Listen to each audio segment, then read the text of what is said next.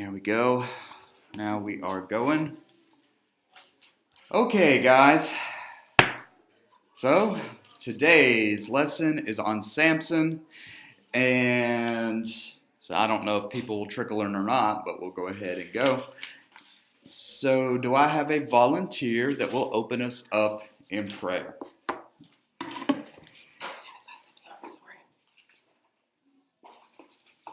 guess I can try. All right, thank you, Jody. Dear Heavenly Father, we'd like to thank you for today, this beautiful holiday day that you have given us. We ask that you please strengthen our weaknesses and that we may use those to proclaim your word and be the best Christians that we can possibly be. In your holy, precious name, amen. Amen. Thank you, Jody. I like how you kind of got us going in there because that really is the theme of our lesson. Bravo. Fantastic. Come on in, guys. Here. Do you need questions? Hey, Nels, you joining us today? Yes. Fantastic. Bill's on his way too. All right. Some of our questions today. Awesome. Okay, well, we are now time crunch. As always, we would not be a Sunday school class if we weren't on a time crunch. So let's just jump right in here. All right, so the first question for the week said, think back to the last time someone asked you to name your strengths and weaknesses. And what were they, the people that were asking you, hoping to learn about you in asking you this question? Like in a job application. Or anytime, yeah. Well, I mean, just that, I guess maybe your self-awareness a little bit, how dedicated you are. Okay. And I think it probably does tell us a lot, especially about your self-awareness. And I think self-awareness is really, really important. Anytime if you're talking about a job or anything in life, you have to understand yourself to be as effective as you can be. You know, they do that as a teacher. You know, they ask us at the beginning of the year when we do our self-assessment, where do we think we are? Because if you just think you're high-flying and you have no clue the fact that you have weaknesses, then you're not actually being very effective. And it's the same thing, I think, with most of the time when those things occur. And I think you'll see, as we walk through these questions, that it's really important for us as believers to understand our strengths and our weaknesses, because in the end, when we do that, it really ends up glorifying God. And it helps us understand who we are. And, hey, how are you? I have some questions. There you go. And it really ends up glorifying God in the end when we realize who we are and our own inability to really do much without Him. In fact, well, anything. So second question. Read about the birth of Samson in Judges 13, 1 through 7. How does God set Samson apart for his service? How does Samson's birth foreshadow Jesus' birth? Do I have a volunteer that wouldn't mind reading us Judges 13, 1 through 7? I'll read that. All right, thank you, Susan. And the people of Israel again did what was evil in the sight of the Lord. So the Lord gave them into the hand of the Philistines for 40 years. There was a certain man of Zorah of the tribe of the Danites, whose name was Manoah, and his wife was barren and had no children. And the angel of the Lord appeared to the woman and said to her, Behold, you are barren and have not borne children, but you shall conceive and bear a son. Therefore be careful, and drink no wine or strong drink, and eat nothing unclean. For behold, you shall conceive and bear a son. No razor shall come upon his head, for the child shall be a Nazarite to God from the womb, and he shall begin to save Israel from the hand of the Philistines. Wait a minute, I got a little bit more. Then the woman came and told her husband, A man of God came to me, and his appearance was like the appearance of the angel of God, very awesome. I did not ask him where he was from, and he did not tell me his name. But he said to me, Behold, you shall conceive and bear a son. So then drink no wine or strong drink, and eat nothing unclean, for the child shall be a Nazarite to God from the womb to the day of his death. All right. So, how does God set Samson apart for his service? Told him that he was going to become a Nazarite. I mean, he was Nazarite born with long hair, and he shall Mhm. he automatically said he was going to be a man. Right. Yeah. From even before he was born, he's been set apart for service to God. And does anybody know what a Nazarite is? It's talked about in the Old Testament. Anybody have any? From Nazarene, if you're a Nazarite. Mm-hmm. Someone Well, not Nazareth, Nazarene. who was born of, Okay. under the command of God, and he should not drink any wine or eat any dead animals, have long hair. Yeah, it was literally a time. It was a vow that you could make to God. And when you made the vow to be a Nazarite, it was just a time period, a set time period, whatever you vowed to do, that you, as a person, as an individual, were completely and totally set apart to God for that given time period. And so during that time period, you didn't eat anything from the vine, you didn't drink any wine, didn't eat any grapes, raisins, anything like that is just a part of your Nazarite vow. You didn't trim your hair or your beard or anything like that during the time, just as kind of that was your symbol that you were under a Nazarite vow for that given time. And then at the end of the vow, you would shave everything off, the hair, the beard, and you would do your cleansing ritual. So it was a time period that you say, it's almost like an offering. Like, I will offer myself, essentially, to God for this given period of time. And so here we have an angel of the Lord coming and basically saying, from his birth, he will be under a Nazarite vow. So from his birth, as Jody mentioned, he is going to be of service to God from the day of his birth to the day of his death. And that's why he told his mother, all right, make sure you don't drink any strong drink or eat anything unclean, because that he is technically under a Nazarite vow even in the womb. So, all right. How does Samson's birth foreshadow Jesus' birth? The angel. All right, so it was announced by an angel. Sure. What else? What else jumps out at you? Thinking of the birth of Christ. Well, she was barren. All right, so Samson's mother was barren. What about Jesus' mother? She was a virgin. A virgin. All right, so both should have no business having a baby for one reason or the other, and it is a miraculous conception. Maybe not with the power of the Holy Spirit in the form of Samson, but it was God granting her pregnancy through more than likely natural means here, versus with Christ we have the complete and total miraculous pregnancy with Jesus. And so how else do we see a very strong correlation with the birth of Samson here and the birth of Christ? I mean, why is Samson born? Because he's going to deliver Israel from the Philistines. He's going to deliver Israel. He's going to save Israel. So from birth, he has already been chosen to do this great deed, just like with Jesus. From his birth, from before time, it was already decided that Jesus was going to come and what his job was going to be. So there are some really strong correlations when we look at the story of Samson and we look at the story of Jesus. All right, question 3. Judges 14:1 through 4. Why is Samson's father opposed to his marriage? And what does this episode tell us about Samson's character? What purpose does the Lord have for Samson's desire? Do I have a volunteer that would read Judges 14:1 through 4 for us? All right, thank you, Dana.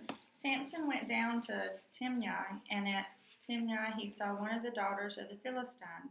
Then he came up and told his father and mother, I saw one of the daughters of the Philistines at Timnah. Now get her for me as my wife. But his father and mother said to him, Is there not a woman among the daughters of your relatives or among all our people that you must go to take a wife from the uncircumcised Philistines? But Samson said to his father, Get her for me, for she is right in my eyes. Okay. All right. So No, I guess I'm supposed to read a little further. Oh, I'm sorry. His father and mother did Go not ahead. know that it was from the Lord. He was seeking an opportunity against the Philistines. At that time, the Philistines ruled over Israel. Okay.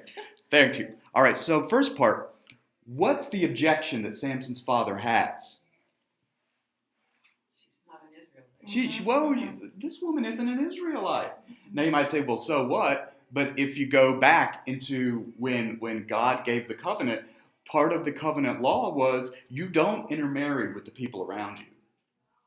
It's going to lead you to idolatry and all kinds of other things. Like, you do not do that. But Samson says, this Philistine woman, oh yeah, that's one. Forget her for my wife. And so his dad's like, whoa, hold on, she's not an Israelite. What's your deal here, Samson? And I guess that's a good way to put it, right? What does this tell us about Samson's character? What can we learn about Samson from this fact? He knows what he wants, so he kind of goes after it. All right, he knows what he wants. He's going to go after it, right? It didn't matter that she was a Philistine and that God's law even told him, look, you don't intermix with the people. Let's keep in mind, from his birth, what was he supposed to do? He's supposed to lead He's- Israel from the Philistines. And he's supposed to be a Nazirite. Well, I mean, somebody under a Nazirite vow, Would never, yeah. you would never violate that piece of the law of God to say, well, I mean, you're going to sit there and be a Nazirite and then you're going to go and take a wife from the Philistines? I mean, that's crazy. I mean, what in the world? So one, he knows what he wants and he's going to go get it. And did you notice what he said? She is what? When his dad has this objection, Samson says, She's right in my eyes. she is right in my eyes. Yeah, he knows what he wants. That's not necessarily what God wants, but it's what Samson wants. And Samson's going to get what Samson wants. So I think it does, he knows what he wants. He's going to go get it. He's very emotionally driven here. Like, oh, she's fine. Oh yeah, I want that woman. She's right in my eyes. So he's very emotionally driven. Maybe he's a little bit impulsive. He knows what he wants and he's just going to go get it. It doesn't matter what the objections of his father are. It doesn't matter what God had basically said in his law. That's irrelevant to him. I know what I want. I'm going to go get it. Have you ever been like that? Have you ever been something that you know what you want, so you're going to go get it? And it doesn't matter what anybody else thinks or even what God thinks. I mean, you ever found yourself in that situation? I definitely know that I have. When I was younger than I am now, and just I knew what the Bible said about certain things, but whatever. I was going to do what I wanted because it made me happy in the moment, and therefore that's what I did. It's my 4-year-old at dinner time. Yeah. Is he kind of rebelling? Do what? Is he kind of rebelling there?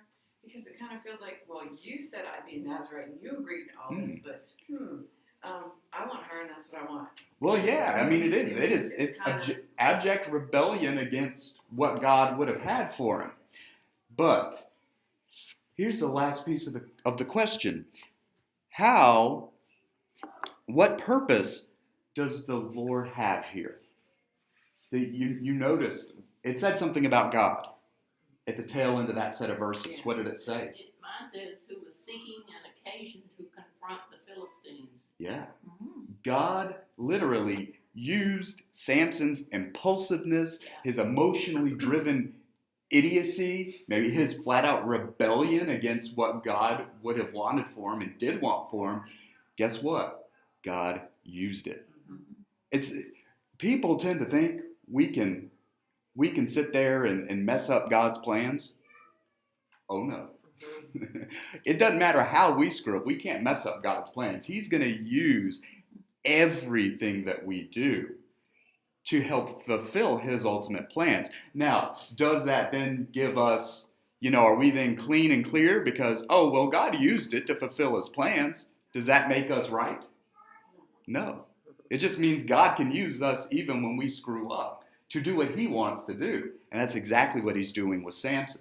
So, okay, Samson, all right, you want to be lustful, emotionally driven, and you just want to do what you want to do? Okay, I can use that, don't worry. So God was using it.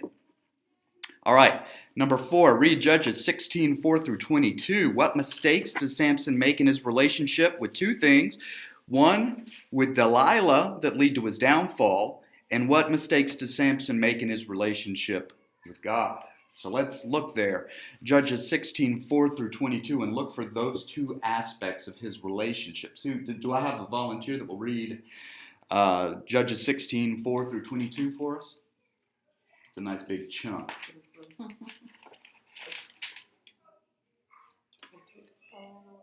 Anybody?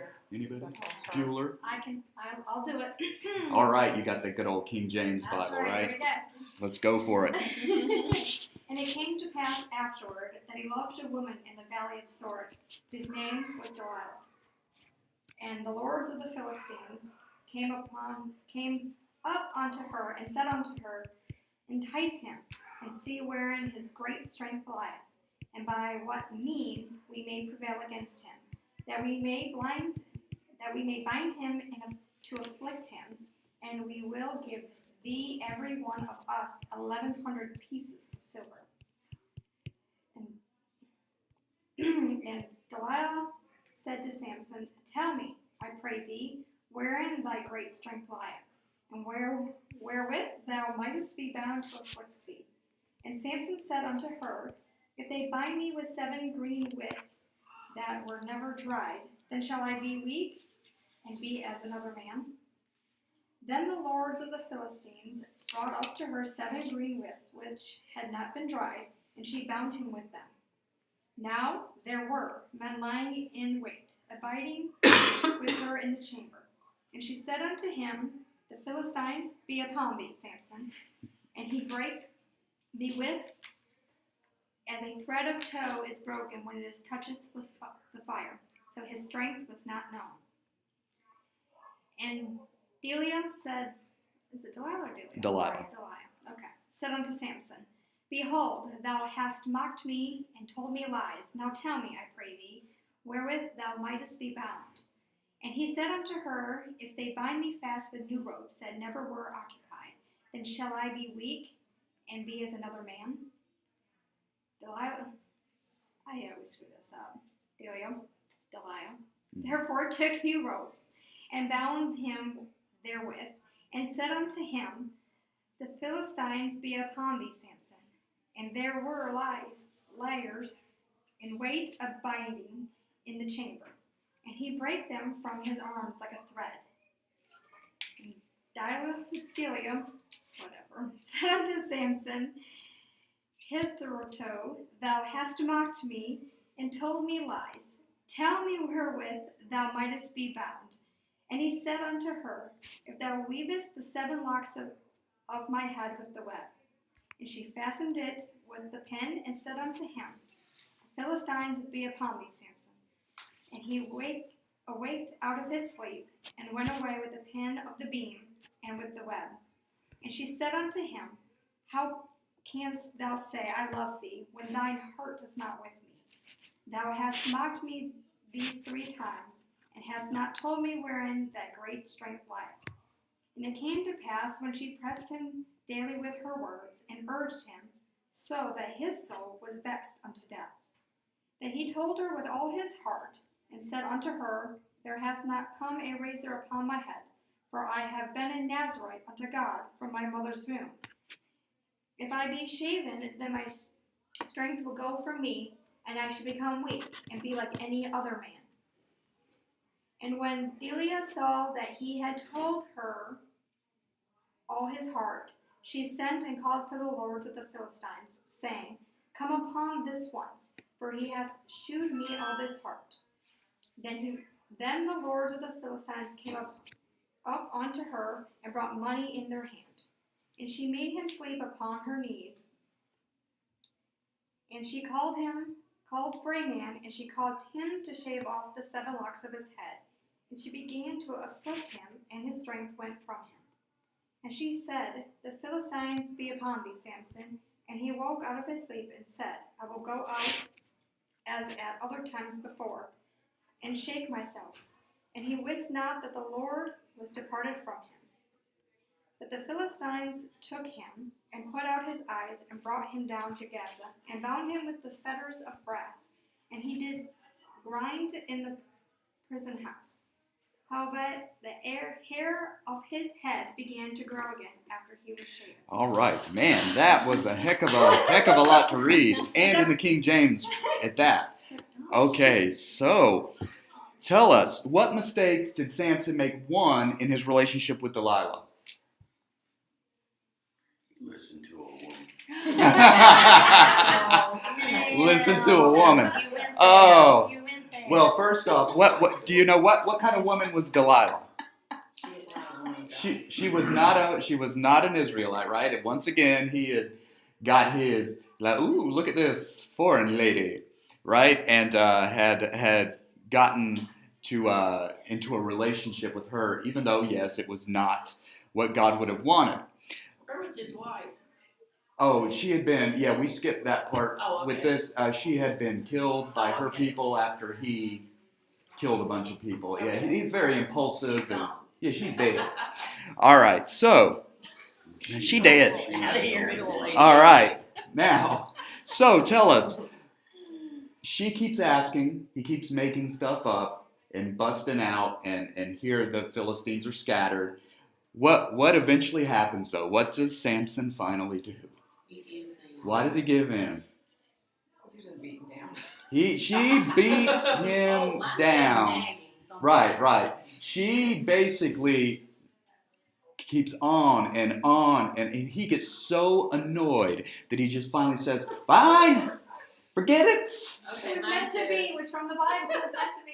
My verse 16 says, with such nagging, he prodded him day after day until he was tired to death. That's right. He just couldn't take it anymore. Fine, Delilah. See, we can't help it, James. Don't give me that. She's not in the right, even though. So, he nagged him until he could not 16. stand it. And he finally said, "Fine." So, he just Yeah. pressed him hard, vexed him, nagged him to death. And he finally, This is Dieter's version. he Oh, finally, okay. Well, he finally gave in. Now, should he have told her to begin with? No. No, but he did anyway. Why? Because he wanted her to shut up. And so he gave in. All right. Now, also, what mistakes has Samson made with his relationship with God here? Well, he thinks he asked her not to cut his hair off because he's a Nazarite. And he Yeah. thinks that the only thing that makes him a Nazarite was cutting up the hair. But God showed him that after his hair grew back. So God was saying it wasn't your hair that's making you a Nazarite. Oh, Mhm. that's part of it. Sure. It's he right. I guess he shortcoming God and when Yeah, what was he trusting in? Because even after Delilah shaved his head or had his head shaved, what was his thought? He said, "I'm going to do what?"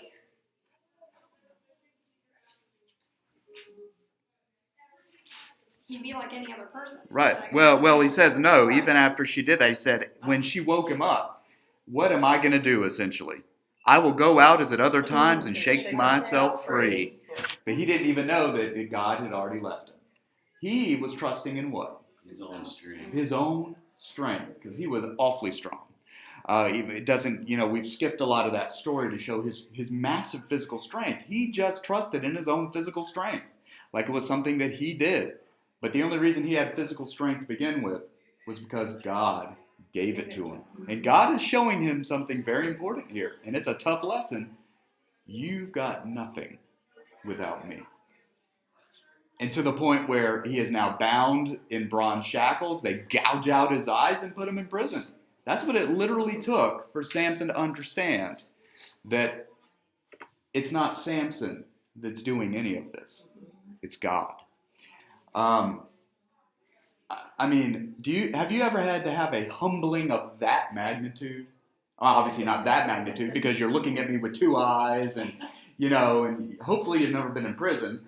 But, that God has literally had to show you. I've been in prison. I mean, yeah, everybody. We've all been in jail.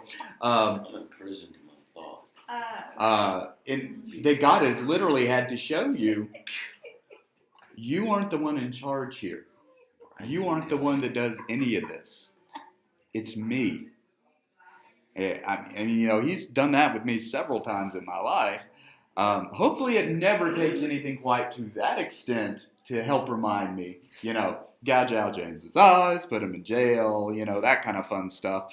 But I hope I've at least gotten that piece of the lesson down at this point. So, Lord, you don't have to do that. Isn't that much of what goes on? I mean, we talked about that last Sunday. It doesn't have to be some grand, thing, but it's every little thing. I mean, in hindsight is 2020. I mean, if you look past, events in my life, and I realized that how much my worry was the fact that I lacked the faith at that time. That's why I worried, because I thought I was in control. But when I stopped worrying and just said, okay, fine, then things played out, and it all worked out. It was supposed to work out because that's how he needed it to work out. So, right. we all lose that strength. I have to leave, but thank you. You go right ahead. I have a question though. Yes, go ahead. Because it's going to come to me from him. Is why was he stupid and I told you this and then you did it and then people attacked me? I told you this, then when you did it and people attacked me. Is he that much enthralled with her that... Probably. I mean, ladies, you don't understand. Men can be very, very, very, very, very stupid when we are emotionally and physically driven. Like, seriously, like, our brains can turn off. I mean, his obviously did. But then, too, think of just the narcissism that we see in people anyway, that it doesn't matter what I say, what I do, I'll always be able to do what I want to do. It's just common to man. This is a big example, but, how many times do we have to be told the same thing? And God finally has to go, excuse me, how many times do I have to show you the exact same thing? Okay, it's not to this extent, but it's there. I'm going to quickly kind of fast forward through this next piece just so we can hit some of these most important bits here. And 5 talks about how has Samson's attitude toward the Lord changed. And what I'm going to do is I'm just going to read verse 28 because that's where it really talks about Samson's attitude towards God changing. And this is where they brought Samson out and he's going to entertain all the people of the Philistines. And 28, Samson called to the Lord and said, O Lord God, please remember me and please strengthen me only this once, O God, that I may be avenged on the Philistines for my 2 eyes. And that's when Samson grasped the 2 pillars he was leaning against and made the temple of Dagon, their god, collapse. So look at this huge change. He went from being, I'm just going to be able to do everything I did before, to what's he doing now? Using his... He's really asking for forgiveness. Yeah, it's... Please, just this one more time, strengthen me, and so I can be avenged on the Philistines. He's gone from I'll just do it myself to remembering finally who actually is giving him anything to begin with. Do what? I said it humbled him. Oh, absolutely. The reason I did want to fast forward through that is here in number 6. We see that God uses Samson's strengths to defeat his enemies, but now he's also used his weaknesses, his lust, his foolishness, his inability to listen to God, and his own trust. He ends up destroying more Philistines in this last act of service, essentially, than he had all the rest of his life.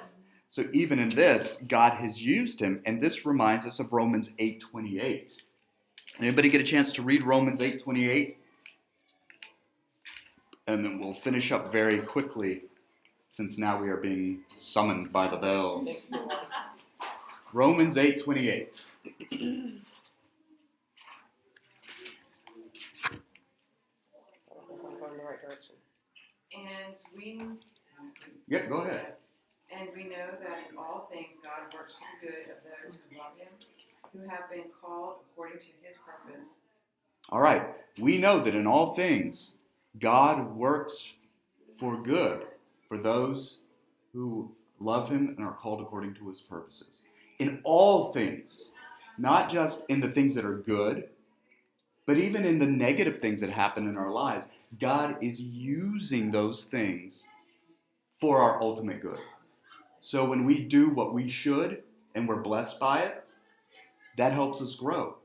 When bad things happen to us in our lives, guess what? Ultimately, God uses that for our good. And the way I think of it is like this. Even when those negative things in my life happen, God's doing one of two things with them. He's either making me or he's taking me. He's going to use that to either shape me to be more like Jesus in the end, or he's taking me home with it. So in the end, it's for my ultimate good. So when those bad things happen to us, oh God, why? Why did this happen? In the end, we know God is going to use it for one of those two purposes, to mold us to be more like Jesus Christ, or to take us home. And with number 7 here, since we got to get going, we see a lot of similarity, at least in the basics, with the life of Samson and Jesus. Obviously, God had him set apart from prior to birth. He was called to serve God and to be set apart of God. And we see that with Jesus too. And of course, Samson was set apart to save his people, and so was Christ. Of course, how does Jesus surpass? Jesus is perfect. Whereas Samson only saved the Israelites for a time because he was so flawed and so, he was kind of a terrible person, and very hot-tempered and things like that. Christ is perfect. And he saves us not just for a time, but for eternity. Samson saved us from his death. And he killed when Samson died, when he crushed the temple, he crushed all the Philistine leaders and everything they gathered there. Jesus, when he died, he crushed his butt. Jesus rose again. Right. So you start living. Absolutely. And there's this idea of salvation we always forget, that he saved us from the power of our sin, or from the penalty of our sin when we were justified. He saves us from the power of our sin as he continuously sanctifies us and makes us more like Jesus. But in the end, he's going to save us from the presence of sin when he glorifies us in his kingdom. So he saves completely. All right, guys. Since we were going, we were going a little bit late. Stop, Lily. All right, guys. We need to go to church. Thanks, James.